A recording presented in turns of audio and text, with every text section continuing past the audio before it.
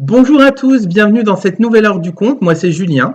On est toujours avec le livre Le Petit Théâtre des Contes. Et puis, je vous propose aujourd'hui de découvrir l'histoire du Petit Poucet de Charles Perrault.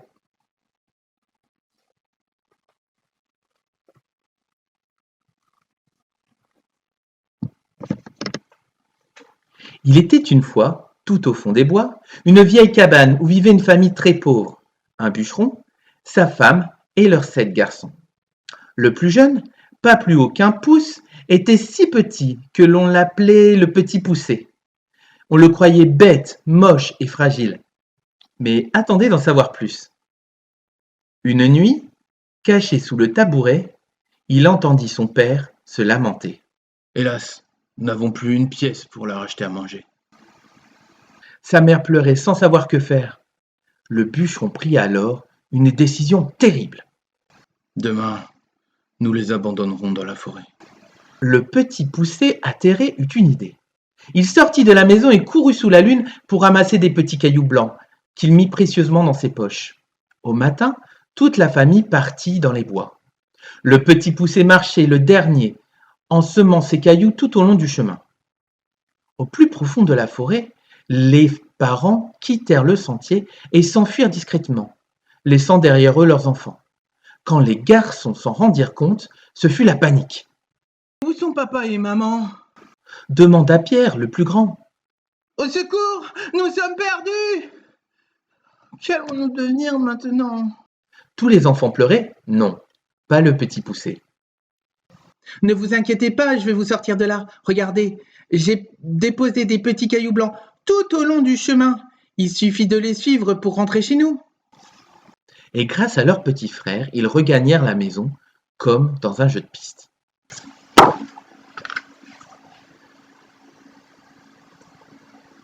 Pendant ce temps, les parents qui venaient de recevoir un peu d'argent du roi regrettaient amèrement leur geste. Avec ces quelques pièces, nous aurions pu leur acheter à manger. Quelle tristesse! Sanglotait leur maman quand elle entendit des voix d'enfants. Maman, ne pleure pas, nous sommes là. Alors elle les serra très fort dans ses bras et la vie recommença. Mais la misère est bien cruelle. Un jour, il fallut à nouveau penser au pire. Il n'y a pas d'autre solution que de les abandonner dans la forêt. Ils se débrouilleront bien mieux sans nous. Conclurent les parents désemparés. Heureusement, Petit Poucet avait encore tout entendu. Il voulut sortir ramasser les précieux cailloux, mais la porte était fermée. Oh, zut, tant pis. Ah, demain je garderai mon pain. Comme ça, j'en ferai des miettes que je déposerai sur le chemin. Le lendemain, les parents retournèrent dans la forêt pour y perdre leurs enfants. Marchant le dernier, Petit Poucet semait des bouts de pain tout au long du chemin. Mais les oiseaux aussi ont faim. Et quand les enfants se retrouvèrent seuls au fond des bois, le Petit Poucet s'aperçut qu'il ne restait plus une miette sur le chemin. Elles avaient toutes été picorées par les oiseaux de la forêt. Cette fois, il n'avait pas de solution. Et ses frères, épuisés, pleuraient dans la nuit froide qui arrivait. C'est malin, tu sers à rien. Nous sommes perdus pour de bon.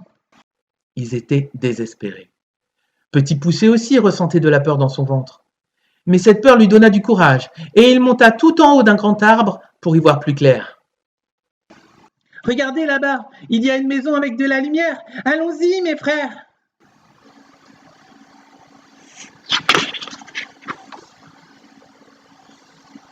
Arrivés devant la grande maison, ils frappèrent à la porte. Au secours, il y a quelqu'un. Nous sommes perdus. Une femme vint leur ouvrir. Hélas, mes enfants, mon mari est un ogre. Partez vite ou il vous mangera. Si nous restons dehors, les loups aussi vont nous dévorer. Laissez-nous entrer, madame, par pitié. N'écoutant que son cœur, elle les installa au chaud, devant la cheminée. Soudain, la maison se mit à trembler. C'est l'ogre qui rentrait. J'ai faim. Ça sent la chair fraîche ici. Sa femme cacha vite les enfants sous le lit. Trop tard. L'ogre, guidé par leur odeur, les avait retrouvés. Des garçonnets bien frais. Je vais les manger tout cru. Non, attends. Ton dîner est prêt. Tu les mangeras au petit déjeuner. Je vais les faire coucher. Bonne idée, ils seront bien tendres, dit-il, et il passa à table. La femme de l'ogre installa les garçons dans la chambre de ses filles qui dormaient déjà. De son côté, le petit poucet les compta. Elles étaient 7, le même nombre que ses frères et lui. Il remarqua aussi qu'elles portaient toutes une couronne dorée, tandis que lui et ses frères un bonnet feutré. Les 7 ogresses avaient une grande bouche et des dents pointues comme leur papa. Elles ronflaient paisiblement.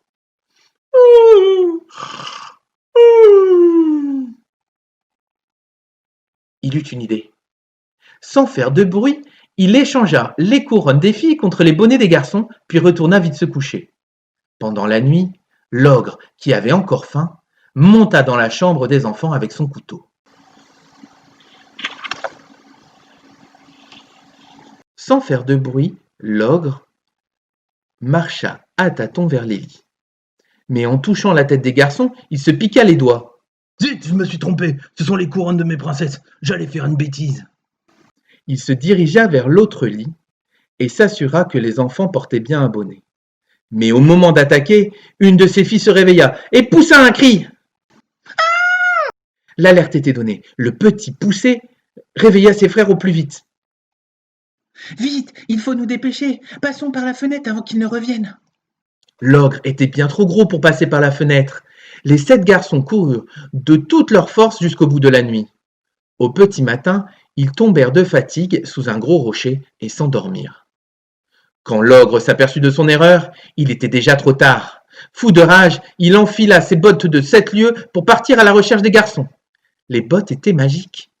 Elles pouvaient parcourir des kilomètres en un clin d'œil, permettant à l'ogre d'enjamber les lacs et les montagnes. C'est donc à la vitesse de l'éclair que, quelques instants plus tard, il se retrouva près de la cachette du petit poucet et de ses frères. Il s'assit sur le rocher et, heureusement pour eux, s'endormit comme une masse. Personne n'osa bouger. Personne? Sauf le petit poucet. Il chuchota à ses frères. Nous sommes plus très loin maintenant. Courez vite à la maison vous mettre à l'abri. Moi, je m'occupe de l'ogre. Mais tu t'es vu, t'es minus. Comment tu vas faire? Ne t'inquiète pas, j'ai une idée. Allez, filez. Quand il fut seul, le petit poucet s'approcha de l'ogre qui ronflait très fort. Il lui ôta délicatement ses bottes de 7 lieues. Il les mit à ses pieds et miracle, elles avaient rétréci et lui allaient parfaitement.